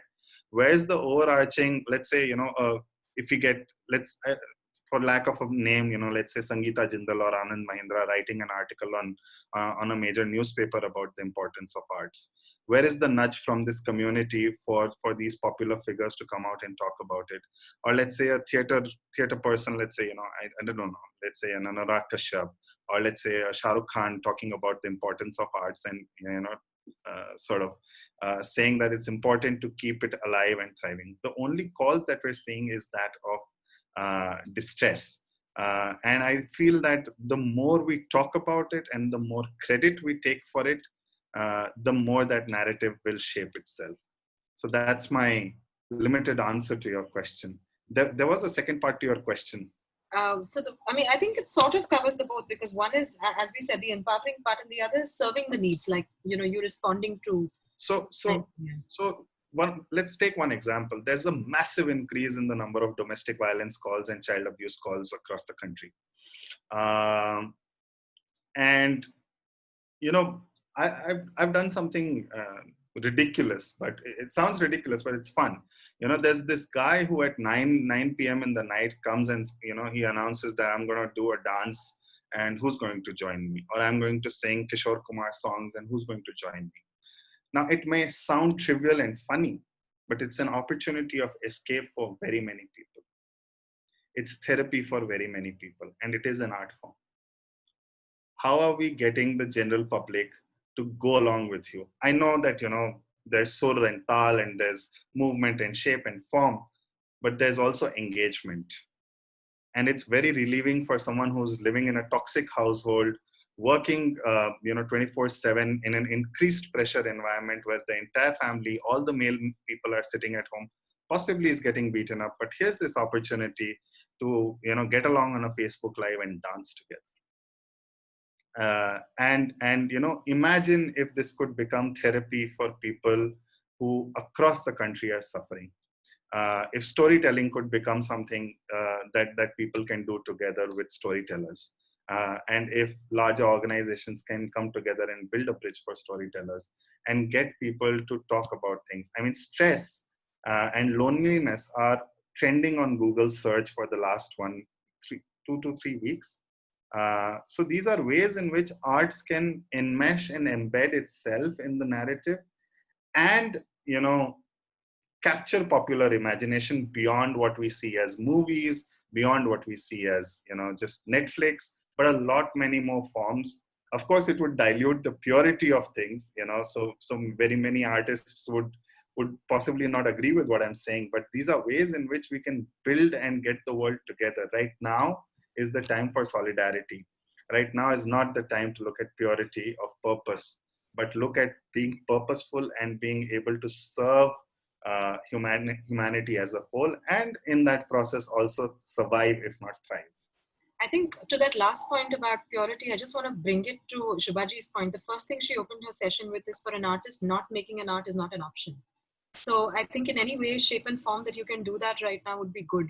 Thank you so much for that, Rishabh. I can see that there are some very interesting questions for you as well. We do request you to answer them.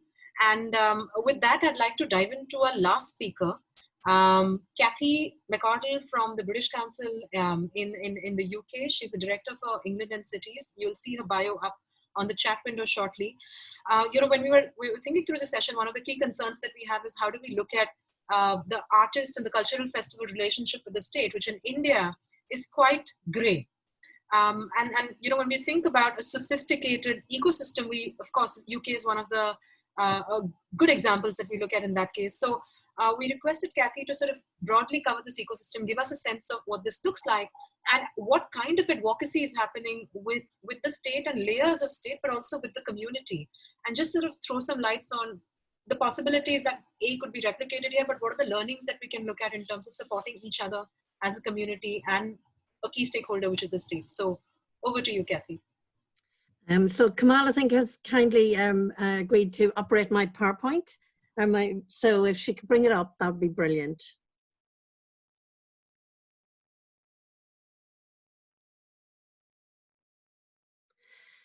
Hello, everyone. So I'm Cathy. I work for the British Council based in Manchester. I'm the Director of England and Cities there. And I suppose I'd like to echo what one of the other speakers has talked about and say, in relation to campaigning right now, is that while making art is not making art is not an option, I would also say that not campaigning is not an option right now. So I'm going to tell you a little bit about some of the campaigning, advocacy and influencing work that has been going on by the culture sector in the UK. The sector in the UK has mobilised very, very quickly, partly because there is a lot of government and sector support structures in place already to interact with and to influence. So I hope some of the learning will be applicable to your context in India and in other places. So next slide. I'm going to give you a very brief overview of how culture is managed in the UK. We have 4 countries: Scotland, England, Wales, Northern Ireland. Each has its own government, and each government department has its own each government has its own culture department. And across the UK, to those 4 countries, culture is a devolved function. So each of those countries manages its cultural sector and funds its cultural sector differently. So in Northern Ireland, we have an Arts Council Northern Ireland. In Scotland, there's a Creative Scotland agency. In Wales, we have an Arts Council of Wales. And in England, DCMS, the Department for Digital Culture, Media and Sport, looks after culture in England, working through an arm's length body called the Arts Council of England. So that gives you a kind of picture of the national picture. The DCMS also looks after media across the UK through an agency called the British Film Institute. Next slide. We also, in the UK, have extensive local government or local authority regions. Now, these basically are our municipal government, and there are about over 500 of these across all of the UK. And they have many, many different functions, but it's important to notice that they work in a much more local area. They manage a lot of arts and recreation spaces. They usually manage galleries and museums. They manage parks and open spaces, public spaces. They also manage libraries, and they also, some of them also have cultural investment programs for their organizations in their area, which complement any grants that organizations may get from arts councils as well. Next slide. Just to complicate things a little bit, we also have a recent kind of move in England to what we call devolution and the establishment of combined authorities. So basically that means that local authorities or local government areas are actually merged to form a bigger combined authority. And usually a combined authority has a combined authority mayor, and the mayor actually becomes a kind of major leader and voice for that local authority area. And the mayors in England particularly are increasingly influential. So I've just tried to map out those kind of layers of national government, of local government, and then I suppose sort of sub-regional government as well, because they're really important in telling some of the story. Next slide. So festivals in the UK, what have they been doing in terms of dealing with COVID-19? I'm going to give you one example, a couple of examples from each of the 4 nations of the UK. So next slide, I'm going to start with an example from Northern Ireland, 2 examples from Northern Ireland. So Northern Irish government has a very, very supportive minister who actually sits within the Minister for Communities. Very quickly, Northern Ireland's Assembly put £1.5 million towards a fund to support artists and to alleviate poverty and hardship for artists and creative practitioners. And that really built a lot of confidence in Northern Ireland. And the sector was very vocal, as was the Arts Council, in helping to make that happen.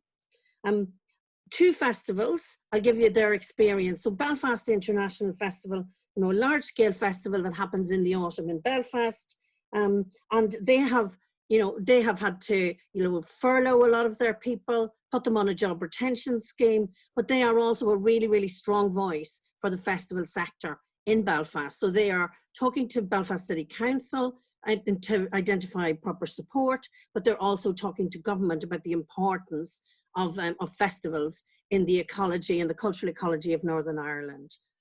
Outburst Festival, which is a festival of queer arts in Belfast that we have worked with quite extensively with the British Council, also has a lot of international content. Now it happens in November, so they've recently had some strengthened funding from Arts Council Northern Ireland, so they're scaling back their festival in November, putting some of the elements online and looking at a blended model. But they're also using this kind of period to really reflect on what they're doing. So those are 2 examples from Northern Ireland. I'm going to move next to 2 examples from Scotland. You may be very familiar with these. Scotland has a whole family of festivals, and the Edinburgh International Festival and Fringe Festivals, both sit within that family of Edinburgh festivals. Now, all of the Edinburgh festivals in the autumn have had to be cancelled. So this is a massive blow to the city and to Scotland, and also to many of the artists internationally and from the UK who showcase their work at all of those different festivals. So what the Edinburgh festivals have done is, they have an Edinburgh Festivals organisation that actually has acted as is advocating collectively to Scottish Government for an Edinburgh Festivals rescue financial package. And I suppose that's a good example of collective advocacy. And we'll come back to that later to identify some of the evidence that they've used to try and do that. Next slide shows a model in 2 models from Wales. One is the Hay Literary Festival. Again, a summer festival that's had to be cancelled, so it's facing huge hardship and potential insolvency. But what's really interesting is that they made an appeal to their demographic, book lovers and readers, and organised a really hugely successful crowdfunding campaign that raised tens of thousands in 24 hours. And the total now comes to about £100,000. So that's a really great example of how appealing to your loyal audience and consumers and clients can really help you see through some of the challenging financial times. The same is true for the Green Man Festival in Wales, which hasn't yet been cancelled, but may potentially have to do so. Really negative impact, but they're in the process of organising a crowdfunding scheme to sustain themselves through this kind of difficult time. And then lastly, some examples from England. Next slide. And the 2 examples are Manchester International Festival, which, timing plays a big important role in what's happening for festivals. But the Manchester International Festival, their timing is quite fortunate because it's a biannual festival. So their next festival isn't due until 2021. And, they already have the resources and the funds to sustain themselves and continue to pay their staff through to that period. But they're also in the process of developing a venue called The Factory, which is opening in 2022. So that both of those things, are really challenging, and 2021 is not far away for Manchester International Festival. So, but they've done some really principled and ethical things. They've honoured all of their contracts with artists, for example. They're starting to reimagine what the festival will look like in 2021. They're making sure that they engage with their supply chain and negotiate the kind of what's happening with their supply chain. And they're remaining loyal to their audiences and to their artists and to their suppliers. I think that's really important in this current climate. It's really important to still cling to and hold to your values. Freedom Festival in Hull. Freedom Festival are using this, have had to, put their employees on a job retention scheme, but they are continuing to pay artists. They have done a crowdfunding platform with other organisations in Hull and successfully raised, a pot of money to support artists who are experiencing hardship. So there's something about festivals, being really generous in this period of time, and also trying to really support those who are most in need. They've also advocated to their local government for a business rates holiday for their offices, which again helps reduce their expenditure and helps defer some of those payments, which again helps with liquidity and with cash flow. So based on those examples and some other learning, I'm just going to kind of bring you through a kind of 7-point plan for what I call advocacy, and identifying some key learning from those campaigns. Now I'm going to focus more on collective action than on individual organizations. So yes, next slide. So the first thing I think you really, really need to do is make sure you gather evidence of, what's happening with organizations, what are the issues, where are the needs, and what might make a difference. And, I've got some bullet points on the slide that, are really simple, but don't think about this too much. Be quick and dirty, keep your surveys simple, work at scale, make sure you've got your mailing lists up to date. And a great example of how this happened in the UK was when the Creative Industries Federation received 2,000 responses from organisations to a survey on the impact of COVID-19 in a small number of hours. And they were able to use that survey as evidence to really argue with DCMS and other government departments about the need for a specific dedicated financial set of packages or suite of financial packages to help cultural and creative industries. So my next point is really about, slide 2, is really about using the structures and the networks that are there. and I've listed some of those in the UK on the left-hand side, but you have them too in India. So, national and local government, your city mayors, those industry bodies, charity support agencies. We have these things called cultural partnerships, which I'll tell you more about later on. But working through those democratic structures can be very powerful.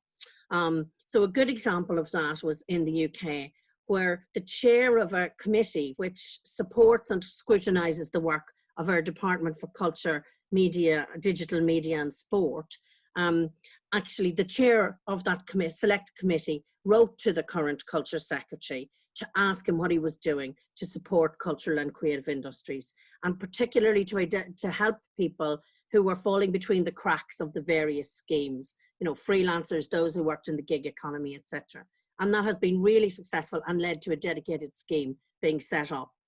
In Liverpool City region, through advocacy, through a local cultural partnership, like a coalition or alliance of cultural organizations, including many festivals, they have actually lobbied the city mayor, and he has put in place a set of film and music commissions. So film and music producers and festivals can bid for a pot of up to £25,000. So that's a good example of using your cultural networks, your sector networks, but also your democratic structures or your government structures that are in place. Next slide. I think people have talked about this earlier on the call, but working together, working through alliances is really important. And in the UK, we've had some of these structures already in place. So for example, the Northeast Cultural Partnership already existed in Newcastle and Sunderland in the north of England. So it didn't have to, it didn't have to come together to establish itself, to speak with a collective voice around the value of culture and what needed to be done to support the sector. But in the West Midlands, they have an organisation called Culture Central and the Commonwealth Games team, who are working towards the developing of a programme for the Commonwealth Games in Birmingham in 2022, came together really quickly and set up a West Midlands Cultural Response Unit. And that's acting as an advocacy body to the city, region mayor, but also to national government, because through the Commonwealth Games team, they have a direct line of communication through to DCMS. And it's also acting as a vehicle to collate and communicate back to the Best Midlands, as they're calling themselves, culture sector, about all of the schemes and support financially that's available for organisations. Next slide. My next tip is to be sure to bring ideas for your ask to the kind of negotiating table. It's really important you have some bold ideas, and that you're really clear on which schemes are going to be really useful for you and your organizations and your festivals. So, and I think, it's also important to bring positive propositions rather than negative rescue style propositions. So, do what you do best and be creative. So it's really interesting, the sector in Scotland worked with Creative Scotland to achieve a whole suite of bridging measures for their sector. And the sector in Northern Ireland advocated very specifically for support for individual artists, because that was a priority for them. So I think really formulate your proposition before you go and you talk to local government, your city mayors or your sector industry bodies. Next slide. Tip 5 is really about staying connected and maintaining your visibility. It's really important to maintain your profile in this period while you are advocating and having difficult conversations with your funders, with government, with influential stakeholders, with your stars. So, do what you do best. Don't hide away. Don't hide under the bed. You are brilliant at creating and producing and sharing content. Those organizations who have survived best in this period are those who have a brilliant archive. So I think really do a health check on your digital archive and on your content, and how you can animate that and bring that back to life. It's really interesting in the UK, organizations are making commercial partnerships to survive. Matthew Bourne has actually had a commercial partnership with Sky Arts and broadcast content through Sky Arts. And make sure you communicate when you're sharing work digitally. A good example of that is the Greater Manchester Nighttime Economy Advisor, who set up a live stream platform called United We Stream, which got 3 million so 3 million audiences for a Hacienda rave stay-at-home night a couple of weeks ago. And the British Council with What Next in Wales collaborated on a digithon, which again raised money for artists and small organisations, micro-organisations in the sector. Next slide, my kind of sixth tip is, this is the time to call on your friends and your fans. You know, connect with the people who are now stars who worked as an assistant stage manager with you. Make sure you remember those conversations you had at, you know, while watching a gig or watching a band, and where people said, you know, come back if there's anything we can do to help.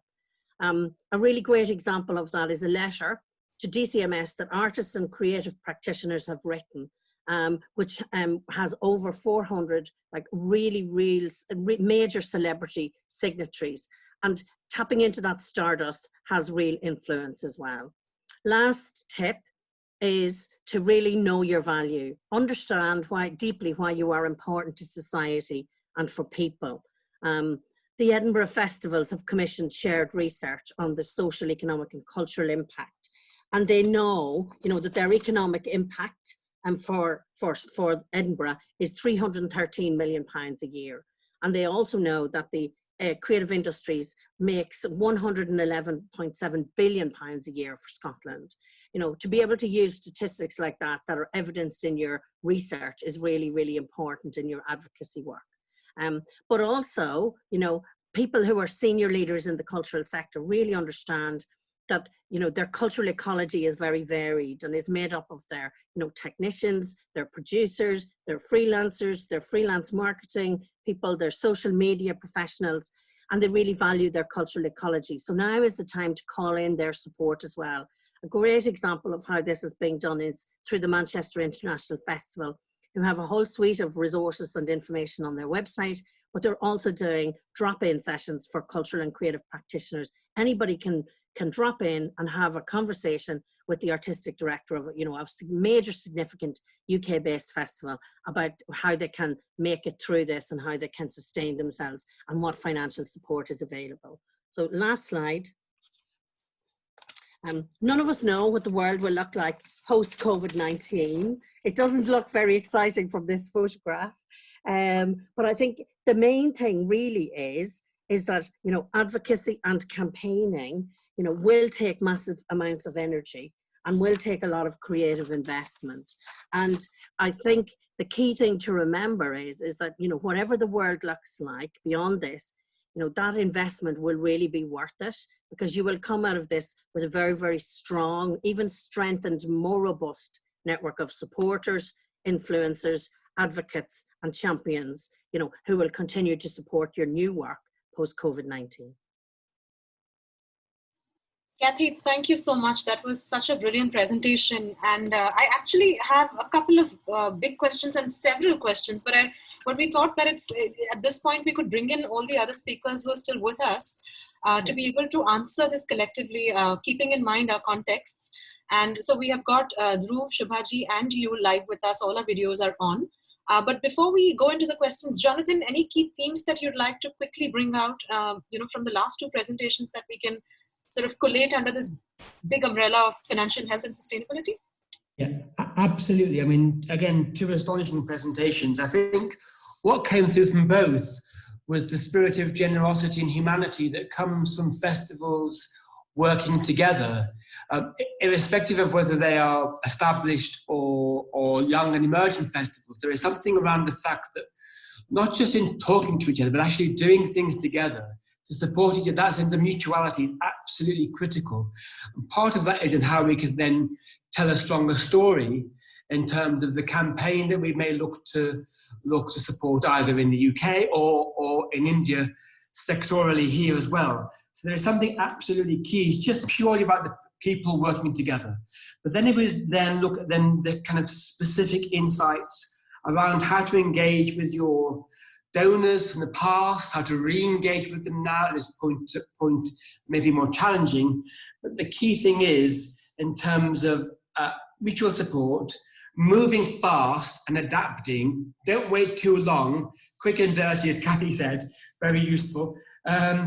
Work collectively, Be bold to leverage your support from your friends, your fans, your government, and your funders. And most of all, tell a positive story. Those are my thoughts. Thank you so much, Jonathan. I think that's incredible. And I mean, it's really, I mean, I feel like there's so many answers and questions that I have that you've already answered, all of you. But one key thing I really want to ask, and this is also primarily to Shubhaji and Dhruv, is when we are talking about communities coming together to address the COVID-19 issue, especially in India, where we're, you know, the entire sort of support system when it comes to the state and that ecosystem tends to be grey. And Cathy, to you as well, what are the value systems or principles we should keep in mind while getting different groups of people together? Shubhaji, I know with you, in your case, with the other campaign, you got a great group of organizations to come together very quickly to raise this money. So we'd just love to hear from you that if some of the other festivals want to group together and band together, what are the key principles they should keep in mind in engaging with each other to look at that common goal? I think it's important to make way for transparency and to be able to speak your mind and to explain your plan to everybody without a sense of sort of having to, you know, very often in India, at least, this is the case, that when you ask somebody to collaborate with you, they said, yeah, of course, absolutely. But neither do you tell them what is involved, and neither do they say what they want from you in return. I think a frank, open discussion, and which allows for complete transparency. I think also a sense of letting people know what their money, the money that they put together, is being used for. I think follow up on that and sharing that information with them. If you funded you might want to know how many people, not just how many artists were assisted by those funds, but also who were they, from which state, what kind of art forms were they involved with. And I think sharing that information with transparency and yet with respect for all the people who are receiving that, I think that would be a very important aspect. Can I add something to that? Because you know, I think it's really interesting how festivals in the UK are communicating in that two-way communication that Dhruv mentioned earlier with their fans and with their customers.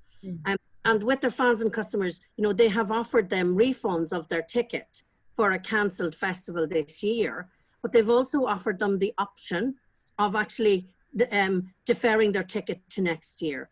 Now, it's a very simple way for a festival of holding on to the money, helping with liquidity and cash flow, and actually, you know, surviving. And their customers are being very generous and are just saying, yeah, we'll take our ticket next year. You know, you keep the money, you need it.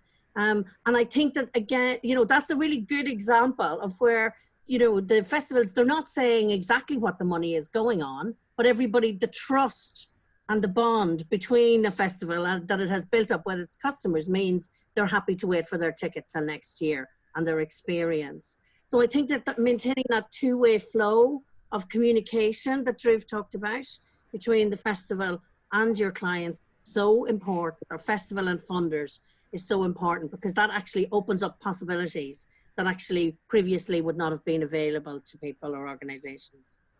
Great. So transparent communication and thinking of, as Dhruv very early on said, your own needs and giving that as an option, because you have to trust your audience and you have to trust your funder that they have your best interests in their heart as well. So that's one very interesting thing. And just connecting from there is thinking about who this audience could be, or how big this audience could be, if not in the long term, at least in the midterm. So while we're used to having, you know, big concerts hall fill out with 2,500 to 2.5 lakh, depending on the scale of that event, to now looking at maybe 500, 600, 800 people in one webinar. It's not drastically different, but your ability to not therefore spend that time and travel and, you know, do the tech checks and things. So it's kind of an interesting trade-off. But within that, what was interesting, what Dhruv said, the 20 people closed door session, and Shubhaji, you also spoke about that. What are these middle formats that could emerge? Cathy, even you were saying that you feel like as the social distancing norms persist despite the lockdown perhaps easing, what is the next layer of live events do you see emerging that people need to think about in terms of planning, especially for cultural festivals? So all of you, please, if you could share your inputs here, would be great.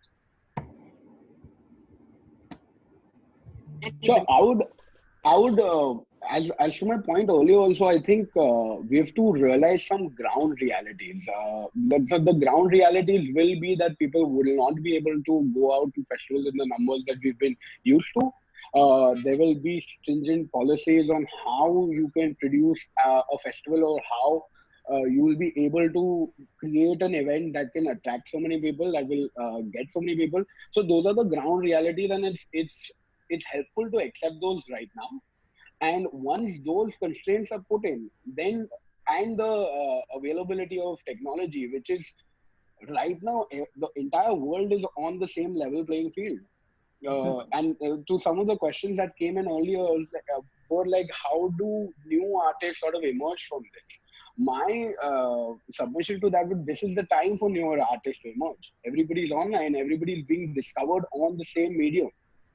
You are not you're not relying on billboards, you're not relying on big marketing spends, you're relying on literally the same tools that everybody has. So to come up with formats that showcase artist talents in the most unique ways, using the same technology that everybody has access to, will be a way of building into the future.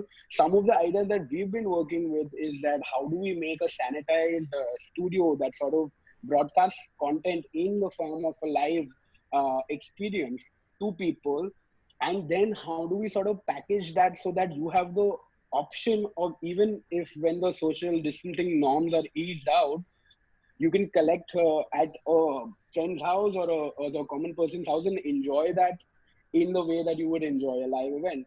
Whether it be the digital better, as Shubhaji mentioned earlier, whether it be even a EDM festival for that matter. All you need is internet connection and a screen that will project it, and you can have the same experience that you would have with your friend.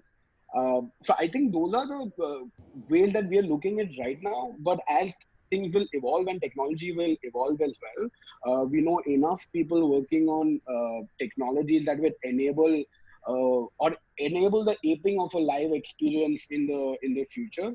Since it is going to be a sort of a midterm, if not a short-term thing, I think models will keep evolving, and I think the more artists keep an eye on these new technological developments, the new ideas will sort of start flourishing.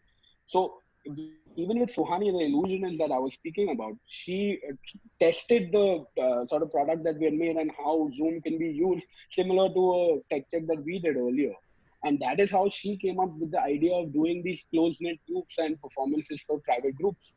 So the more and more you interact with technology, the more you read about it, and the more artists and promoters collaborate, there will be models that will last beyond the COVID era as well. Because at this point of time, I can reach an audience member sitting in the US, I can reach an audience member sitting in Europe, in the Middle East.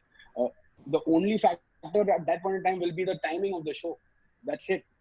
There's no distance, there's no expense of travel, there's nothing else, which is a very encouraging way of sort of thinking about it. Yeah. Thanks, Rishabh.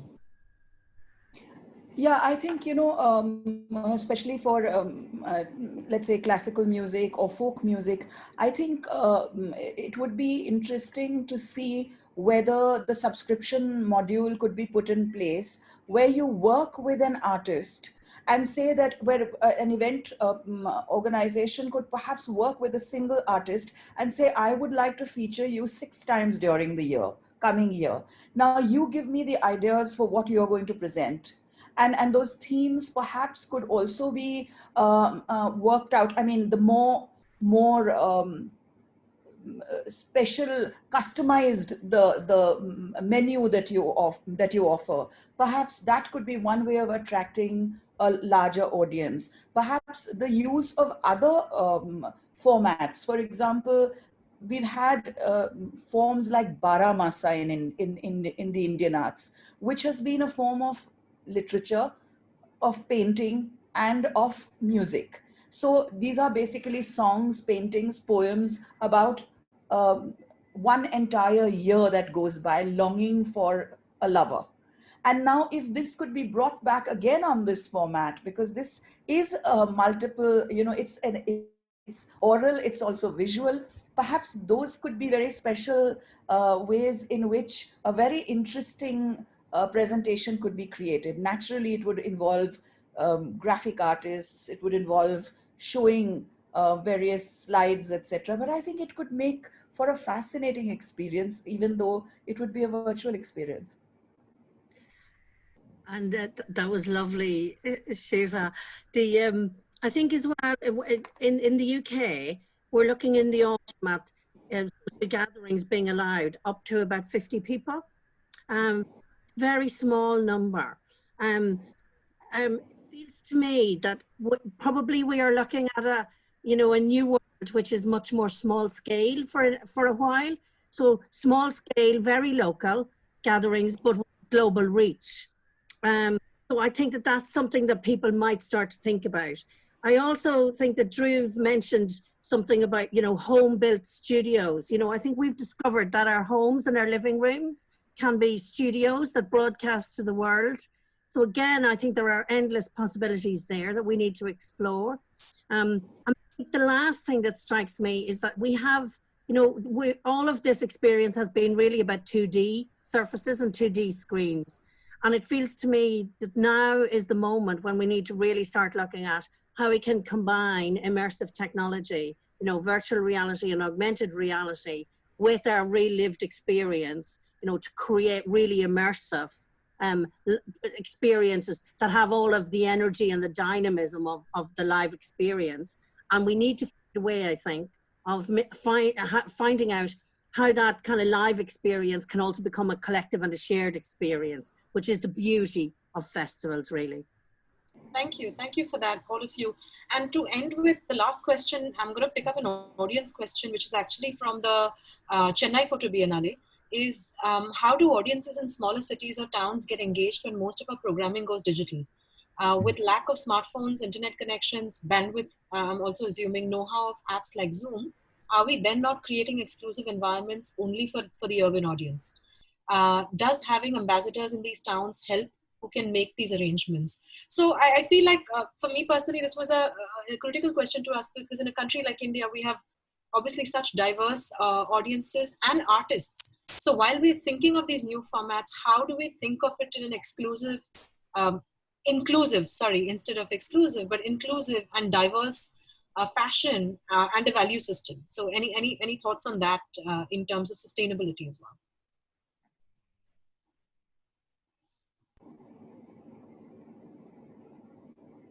Yeah, please go ahead. So, I mean, isn't it possible that if we were to do a virtual Baitak in India for, let's say, early evening, but we were to allow only those people who have actually subscribed for it to witness it? We then use the same recorded material to release it in Australia for listeners. And if that can be done across continents, why can't it also be arranged? The possibility of a small space where it is shown in a smaller town in India, for example, where people are either invited, perhaps not charged anything, because that I think might also serve a very important purpose, because why should they not be able to witness that? And if an entire screening of that could be arranged, perhaps that would be one answer. I also think that perhaps maybe special platforms, for example, Mubi, the emergence of Mubi for film buffs has been such a wonderful, I've enjoyed that. So perhaps ways of creating the possibility of sharing this online material in different regions for different audiences, I think maybe all of that would be things that we should be considering. I also think, I love that idea of ambassadors, that get training and could operate in rural areas and small villages. So I really think maybe that's something that council should have a look at, I think that's a scheme that you could fundraise for, actually. And I think the other thing is that, in smaller communities and rural areas, there's the possibility that you could have socially distanced performances where people are a little bit apart, but actually still engaged in a collective experience. I saw a brilliant video of a housing complex in Dublin over the weekend where they were all standing 2 meters apart, but they were all participating in a massive dance class. And it was a brilliant example of the collective and the individual experience together. So I think we could be really imaginative in finding those face-to-face ways of engaging still, as well as digital. Great. Thank you. Also, just to add on that point, I think with all of the conversation of digital, we are still forgetting that India and even the deeper parts of India still rely on television broadcasting, which is not an option to be ruled out, because even if we are filming right now, filming for digital and filming for television is not that difficult. It's not that different, sorry. So anything that has been shot for the digital audience can be broadcasted on a network who's, and will be more than willing to sort of broadcast it. Because similar to movies not being made or shows not being made, television is also not being made. And they are also looking at formats that are being shot at home that can be broadcasted. So a lot of formats can be thought out which are shot at home, but can be broadcasted through television as well. Thank you. Thanks for that. And just sort of connecting your points about smaller communities and spaces, I think one of the audience members here, Karthike Agarwal, it's actually phrased as a question, and Dhruv, perhaps you could answer that later on chat. But what he's asking is spots such as restaurants and bars will become key satellite viewing spaces. And that's easy to do in India as well, because several, at least small towns, if not smaller villages, do have restaurants and possibilities of that being used as smaller convergence spaces of 10, 15 people. So I think that's an interesting sort of question asked, but I think trickles in quite interestingly with what you suggested as smaller convergence spaces for which is what happens with sports, right? Sports is, most of the bars broadcast sports, and now it could be, and those are also appointment viewing sessions that you do collectively at a live place. So it would be the same analogy in that sense. Yeah. Thank you. Thanks, everyone. This has been absolutely wonderful. I see there's some still open questions. If you could look at them and help answer, that'll be fantastic.